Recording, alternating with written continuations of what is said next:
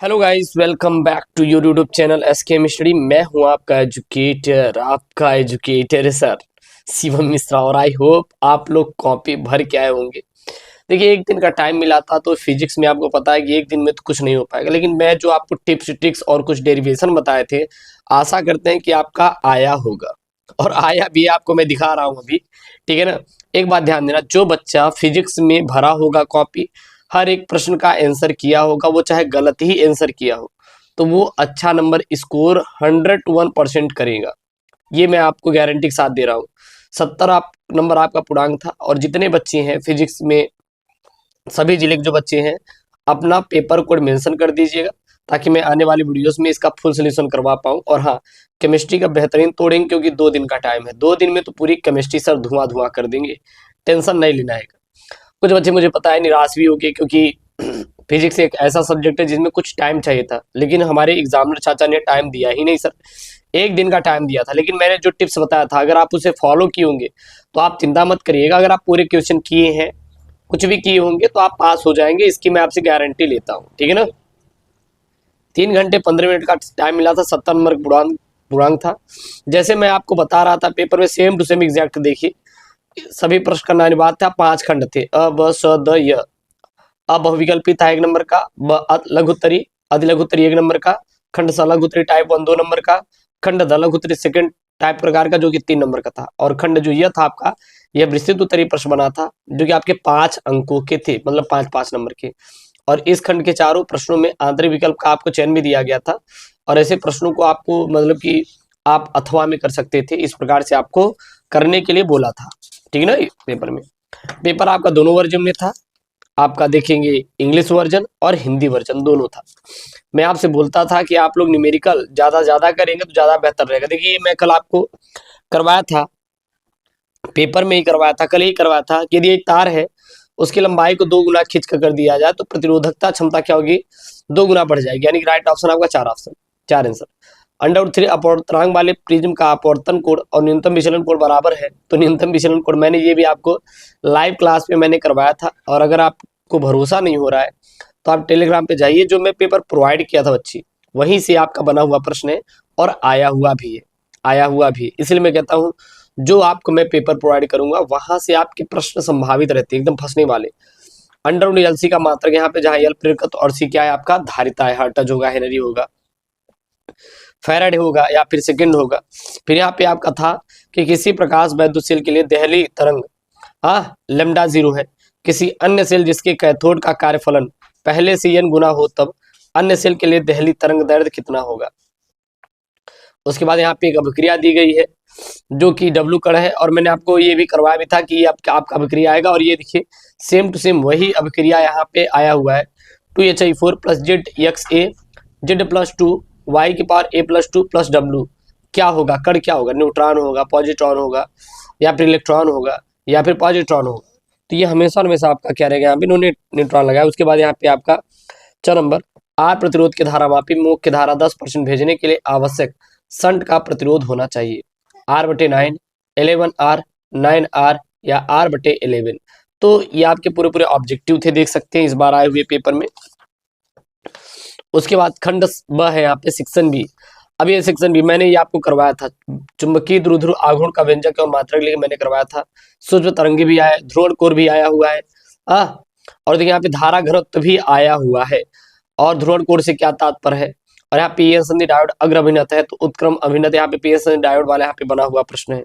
तो आपका सेक्शन भी आप देखेंगे तो एक एक नंबर वाले थे। अगर आप कुछ भी लिखे होंगे ना तो आप नंबर पाएंगे, आप परेशान मत होइए। आप ये मत सोचिए कि सर हम फेल हो जाए, कुछ भी नहीं, ज्यादा स्ट्रेस मत लीजिए।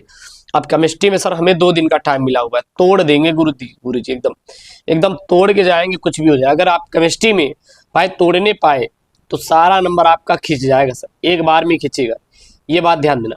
अगर आप इतना जितना आप मेहनत किए थे, 2 दिन का टाइम मिला था, अगर इतना थोड़ा सा भी आप मेहनत कर दिए भैया, तो आपका केमिस्ट्री एकदम चौचक हो जाएगा सर, चौचक एकदम चपुआ वाला। फिर यहाँ पे खंड से आपका सेक्शन सी है, यहाँ पे भाई साहब 2 2 नंबर के यहाँ पे, जैसे अनुगमन वेग विभवांतर में संबंध सूत्र स्थापित कीजिए। अब इसमें क्या करना था, केवल अनुगमन वेग का परिभाषा और विभवांतर का आपको परिभाषा लिखना था। डिब्रागली तरंग दैर्ध्य का अनुपात आया था, मान लीजिए पूरा नहीं आ रहा है तो डिब्रागली वाला तो आपको सुनने आ रहा था ना, इतना तो लिख सकते थे ना।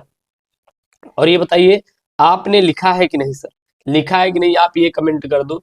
अगर लिखे नहीं होंगे तब तो भाई साहब मामला हो जाएगा सर, दिक्कत हो जाएगा। अगर आप बच्चे लिखे होंगे तब आप भर भर के आप नंबर पाएंगे, अगर लिखे नहीं होंगे तब आपका वहां पे नंबर तुरंत सर कटेगा, तुरंत वहां पे कटेगा, ठीक है ना। तो इसलिए आपको क्या करना है, ज्यादा से ज्यादा आपको छपाई पे फोकस करना है, जितना ज्यादा छपाई करेंगे उतना ही आपका सही रहेगा। तो यहाँ पे एक परिपथ था जो कि 5 मिली एम्पियर धारा प्रवाहित हो रही है, प्रतिरोध का मान मैंने आपको करवाया भी था इस पर न्यूमेरिकल, और न्यूमेरिकल यहाँ पे बना हुई है। मैं आपसे बोल रहा था कि जो बच्चे न्यूमेरिकल करके जाएंगे वहां पे आगे देखिए इस प्रकार से यहाँ पे न्यूमेरिकल आया हुआ है। हम कह रहे ठीक है न्यूमेरिकल 3 नंबर का, आपको ये सवाल नहीं आ रहा है। विस्थापन धारा तो समझा रहा था ना, आप विस्थापन धारा मैंने करवाया भी था सुबह के ही, शायद आई थिंक क्लास में मैंने करवाया था विस्थापन धारा क्या है, किसे कहते हैं, क्या समझते हैं। न्यूमेरिकल दिया है, लिख दिए होते, थोड़ा सा सॉल्व किए होंगे, अगर थोड़ा सा आप दिमाग लगाए होंगे तो भाई साहब आप बिल्कुल बेफिक्र होकर घूमिए, एंजॉय कीजिए, आपको मिलेगा नंबर। क्या मिलेगा सर? आपको मिलेगा नंबर, आप चिंता मत करिए सर। उसके बाद आप यहाँ पे आए 3-3 नंबर के आंसर। यहाँ पे देखिए, यहाँ पे क्या है, C1 माइक्रोफैरड तथा C2 माइक्रोफैरड धारिता के दो संधारित्र को समांतर क्रम में जोड़ने पर तुल्य धारिता 20 माइक्रोफैरड है। यदि उन्हें श्रेणी क्रम में जोड़ा जाए तब तुल्य धारिता 4.8 माइक्रोफैरड हो, तो तब C1 व C2 की धारिताओं का अनुपात ज्ञात कीजिए। जो C1 है का मान जो है यहाँ पे C2 से सर क्या है, C2 से सर क्या है यहाँ पे अधिक है। ये भी मैं आपको करवाया था, जो दो समांतर व सीधे चालकों के बीच लगने वाला बल आकर्षण प्रतिकर्षण बल अनुनादी परिपथ वाला यहाँ पे है। आइंस्टीन का वैद्युत समीकरण यहाँ पे बना हुआ है। तो आपको पता होना चाहिए फिजिक्स जो सर ना, इसमें ज्यादा न्यूमेरिकल आते हैं सर, ज्यादा से ज्यादा आपके क्या होते हैं सर, न्यूमेरिकल आते हैं। उसके बाद यहाँ पे आपका 5 का क देखेंगे, तो समरूप चुंबकीय क्षेत्र में धारा वाले लूप पर कार्य करने वाले बल आघूर्ण का सूत्र स्थापित कीजिए, इसकी सहायता से चुंबकीय ध्रुव के आघूर्ण की परिभाषा दी, 3 नंबर का है।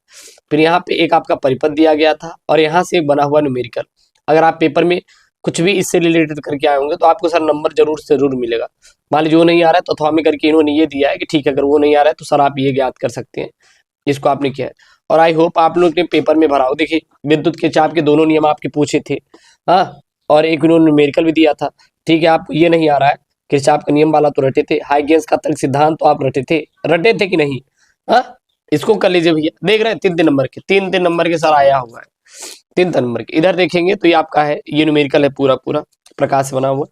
यहाँ आप देखेंगे आपका खंड ये में देखेंगे तो ये देखिए निरक्षीय स्थिति वैद्युत क्षेत्र की तीव्रता का सूत्र मैंने आपको जब कल रात में पेपर प्रोवाइड करवाया था उसमें से ये बना हुआ प्रश्न है। गाउस का नियम भी मैं बोला था आएगा और वो भी आया हुआ है। नहीं विश्वास है तो जाके देख लीजिए, कल रात में वो सर वीडियो अपलोड की गई है आप लोगों के लिए। और जो बच्चे एसके स्टडी से जुड़े थे वो भाई तोड़े होंगे, मुझे पता है तोड़ के आए होंगे सर, ज्यादा तोड़े होंगे। और सही भी है यार, आप अगर मेहनत किए हैं, अगर आपका इतना नंबर आना है तो फिर बेकार है सर, फिर बेकार है, किसी काम का नहीं है। और आप लोग आई होप बहुत ही बेस्ट करके आएंगे पेपर से, बस आपको ज्यादा छपाई करना था और कुछ था नहीं। फिर यहाँ पे देखिए प्रकाश का व्यतिकरण वाला आया हुआ है, एक यहाँ पे न्यूमेरिकल आया हुआ है, हाइड्रोजन परमाणु वाला आया हुआ है, ये तो आप कर ही दोगे, नाभिकीय विखंडन वाला आया हुआ कर ही दिए होंगे। और यहाँ पे देखेंगे तो आपको नवायन तथा पी टाइप अर्धचालकों में अंतर आपको दिखाना है और यहाँ बताना था उदासीन क्यों होते। फिर पीएन संधि आयोड अग्र अभिनत तथा पश्च अभिनत के बारे में बोला था। तो ये बहुत ही सिंपल था, बहुत ज्यादा वो नहीं था। हम कह उधर नहीं तो 5-5 नंबर वाला ये तो आप कर सकते थे, लिख सकते हैं ना, लिखना बहुत ही नेता का आपको यहाँ पे दिया ही गया था। तो आई होप आप लोगों का पेपर बहुत अच्छा गया होगा, टेंशन ना लीजिए। केमिस्ट्री में हमें टाइम मिला है, तोड़ेंगे गुरुजी, अच्छे से तोड़ेंगे, जब तक तोड़ेंगे नहीं तब तक छोड़ेंगे नहीं, ठीक है ना। मिलता है नेक्स्ट वीडियो में। ओके दोस्तों, थैंक यू, जय हिंद।